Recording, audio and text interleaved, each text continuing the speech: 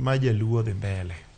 An kaka aneno ni Jakom o change tact nikech en ng'at machalo gima patan ne mar lweny oseng'ere ma jogo osesome mong'eyo ni obiro timo kama to mae gima odwaro.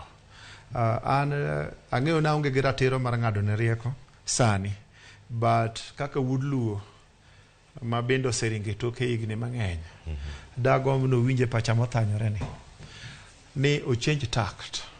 Amolo kaka ruodh luo kendo oganda maduong' ogaye maduong' e Kenya ka di change tact mali mopogore gi ng'anyo. Abiro nyisi gimomiyo i change tact.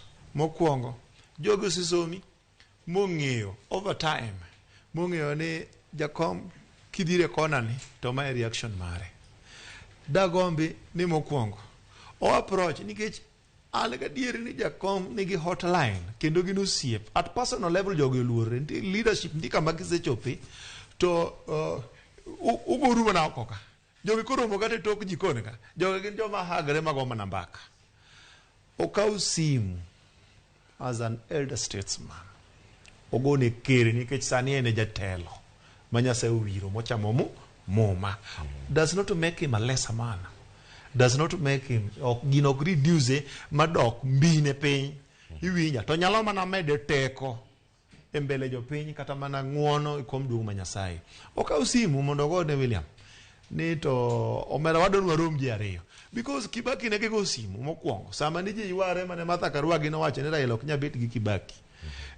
Ruto ne bende nowacho ni Raila ok nyabet gi Kibaki. Ne nitiere joma ne ywak koni, jokocha bende nitie joma ne go jogi kubo. Joma luongo ni headliners.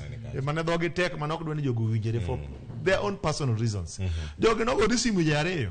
Ma Jakom no ne ndege ka mar Air Force, apani Air Force 1 moro mar jesicha.